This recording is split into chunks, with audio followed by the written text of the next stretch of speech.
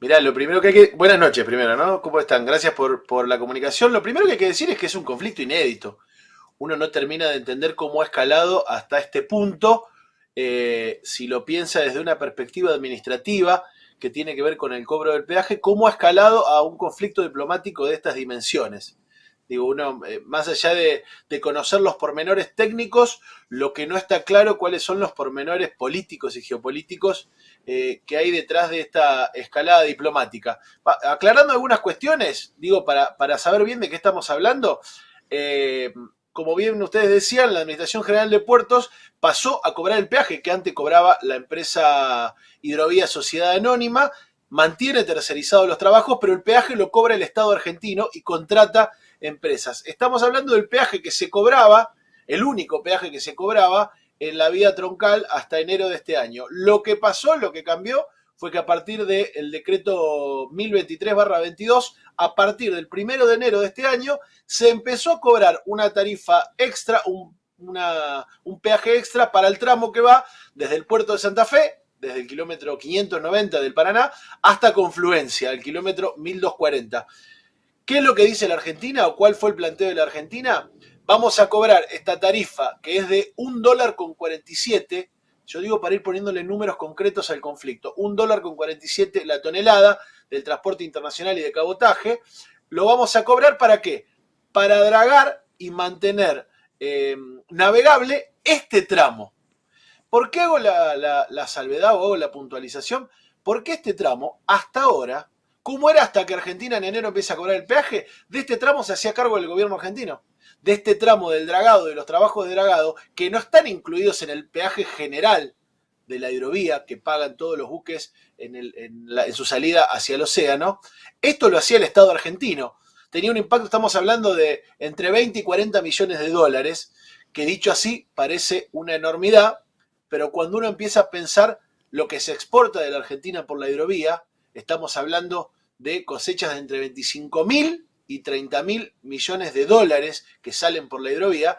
Cuando uno lo piensa, digo, los 40 millones pasan a ser una discusión menor. Pero digo, el primer punto a discutir es que hasta ahora de eso se hacía cargo el Estado argentino. ¿Qué es lo que dice a partir de este decreto en enero? Bueno, lo van a tener que pagar los barcos de cabotaje que vengan desde el norte y bajen por ese tramo. Ahí empieza un poco el conflicto, ¿no?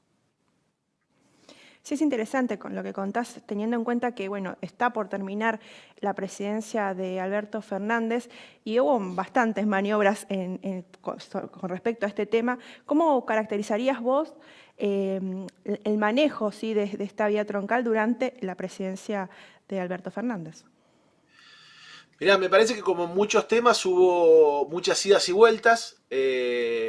Hubo anuncios, yo te estoy hablando desde la ciudad de San Lorenzo, aquí muy cerquita nuestro, fue que se firmó el Acuerdo Federal de la Hidrovía, en donde parecía que se iba a cambiar la política en torno al río Paraná. De hecho, se cambió, se hicieron algunos avances, hoy está en manos del Estado argentino a través de la Administración General de Puertos. Hoy se impulsó, como bien vos decías, la licitación del Canal Magdalena, que es un viejo reclamo en torno a tener la posibilidad de conectar fluvialmente y marítimamente la Argentina sin tener que pasar por el Uruguay. Se avanzó en muchas cuestiones y algunas han quedado a medias, pero digo, se han hecho muchos avances, yo creo que eso ha tenido mucho que ver todos los movimientos soberanistas que se desplegaron como el nuestro, como el Foro por la Recuperación del Paraná, pero que se desplegaron a lo largo y ancho de la Argentina, planteando esta necesidad de recuperar el control del Paraná para los argentinos, que hace más de 25 años estaba en manos de una empresa extranjera, así como el comercio exterior hoy sigue en manos de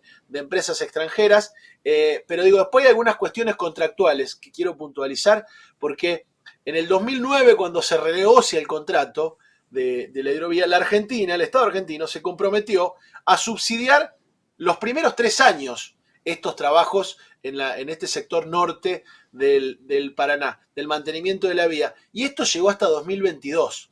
¿No? Digo, para pensar cómo es esta decisión de la Argentina, que no es ni inconsulta ni fuera de lugar, sino que tiene que ver con el tramo que le corresponde a la Argentina y que tiene la capacidad soberana de hacerlo, e inclusive en el acuerdo de transporte que firman todos los países miembros en torno a la hidrovía, se plantea que el cobro de peaje en diferentes tramos se puede hacer en una prerrogativa soberana de los estados para mantener el servicio y garantizarlo. De hecho, Paraguay declaró todo el tramo entre el río Apa y el Pilcomayo como un tramo soberano y también cobra un peaje.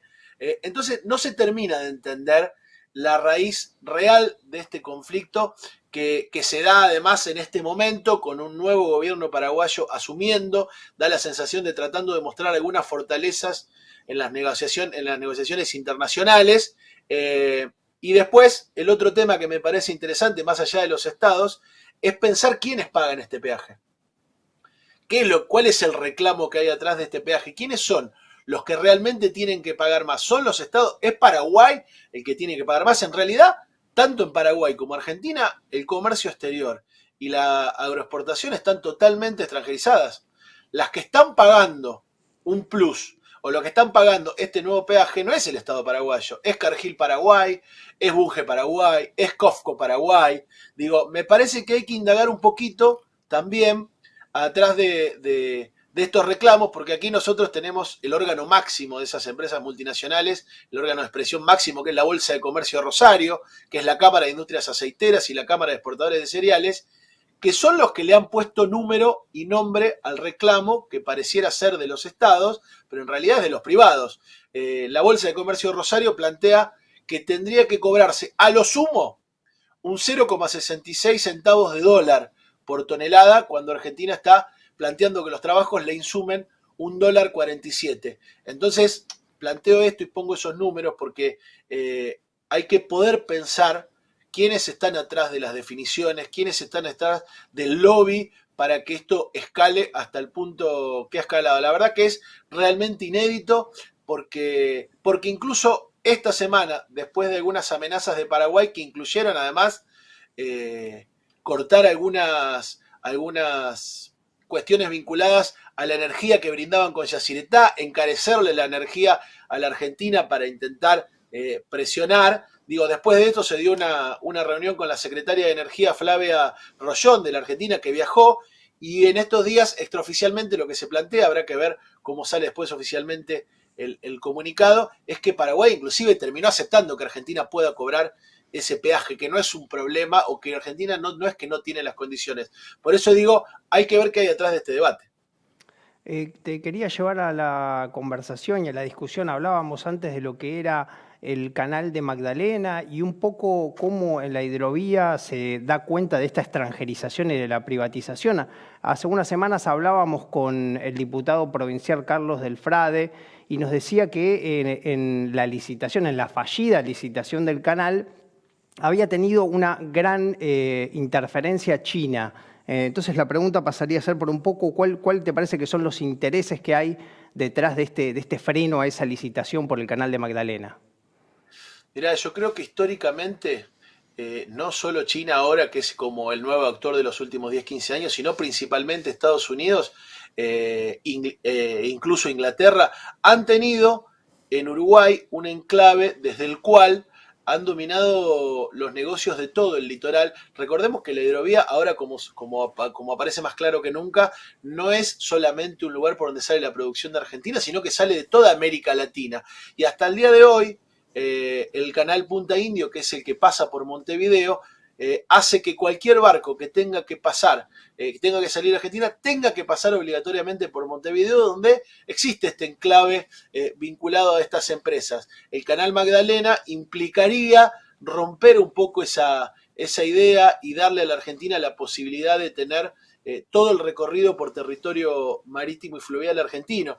Entonces me parece que en el medio de muchos intereses, para que esto no suceda, pero además hay muchos intereses claramente para que el comercio exterior se mantenga como se ha mantenido hasta el día de hoy, definido, decidido y organizado por los grandes capitales vinculados a Estados Unidos, a Inglaterra, a China y a todos aquellos que tienen intereses en transportar las materias primas, en desarrollar ese transporte para abaratar el transporte de las materias primas y por supuesto cualquier actitud soberana de la Argentina va a ser rechazado por ese lobby. Me parece que lo que hay detrás es eso y efectivamente la disputa mundial que se da a nivel geopolítico entre los grandes bloques como China y Rusia frente a Estados Unidos, también tiene su escenario o tiene un escenario más en nuestro río Paraná, en donde controlar el flujo de mercancías, controlar el flujo del comercio del río Paraná no es solamente un problema con la Argentina, sino que tiene que ver con controlar toda la salida y toda la entrada de mercancías a América Latina. Es el gran embudo de América Latina y por supuesto, como todos nuestros recursos naturales, como toda nuestra infraestructura, está disputada por estas grandes potencias que evidentemente van haciendo sus lobbies y sus presiones y van, relacionándose con personeros de los distintos gobiernos para intentar imponer su propia visión del tema y su propio beneficio. Bien, te quiero llevar también para el ámbito más general, que teniendo en cuenta que estamos en preelecciones, para vos, ¿qué se puede esperar de los distintos candidatos en tema gestión del Paraná?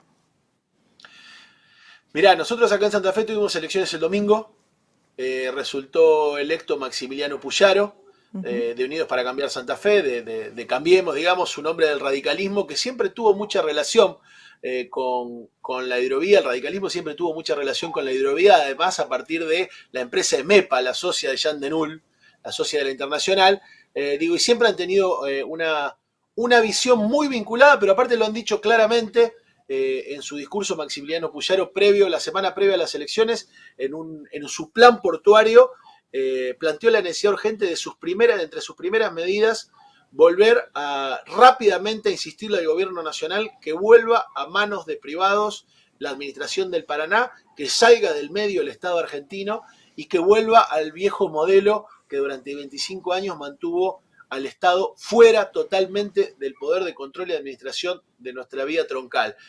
Me parece que ahí hay que ubicar los planes que tiene el gobierno, el proyecto de Cambiemos, de Unidos para Cambiar, de cómo tenga el nombre que tenga en toda la región fluvial y que por supuesto lo representa Patricia Bullrich en lo nacional. Me parece que está totalmente asociado a los intereses de este lobby, que decimos que es el mismo que presiona para que la Argentina cobre un peaje más barato o no cobre peaje directamente o se privatice. Por el lado de Javier Milei, evidentemente no ha planteado claramente, pero uno entiende que de acuerdo a todas sus planificaciones vinculadas a lo económico y a las relaciones exteriores argentinas y a la soberanía, no hay lugar en el plan de Javier Milei para cuestiones que tengan que ver con recuperar para el Estado el control y la administración de una vía troncal como esta, y seguramente el planteo tendrá que ver con un supuesto libre comercio, que nunca es así, porque lo que no domina el Estado argentino lo dominan otros estados, y así se demuestra en cada una de estas cuestiones, como es el comercio exterior, que hoy está en manos de empresas extranjeras vinculadas a sus propios estados, chino, estadounidense, inglés, por lo cual me parece que viene por ahí. Y en el caso de Sergio Massa, habrá que ver si sostiene o mantiene. Hoy uno de los hombres más cercanos a Sergio Massa es el ministro de Transporte Diego Giuliano, también de la provincia de Santa Fe, y que hasta ahora ha sostenido esta idea de el cobro del peaje por parte del Estado y después tercerizar estas cuestiones vinculadas al dragado, con lo que se podría prever, estoy hablando sin conocer en profundidad los planes, la propuesta de gobierno, pero se podría hablar de sostener este mismo esquema que hoy vuelve a poner, aunque sea un pie, el Estado en el río Paraná, que a nosotros aquí en la región además no tener los pies en el Paraná, no tener la mirada del Estado en el Paraná nos ha implicado no solo todo lo que conocimos con Vicentín, vinculado a la triangulación, su facturación y estafa que hacen este tipo de empresas, sino también todo lo que tiene que ver con el narcotráfico y el uso de esos puertos, como vimos en el puerto de Rosario, para el ingreso y la exportación de droga. Digo, ese es el libre mercado que proponen muchos de estos candidatos y esos son los resultados que ya vimos. No nos tienen que contar. Los últimos 25 años fue así y tenemos las consecuencias.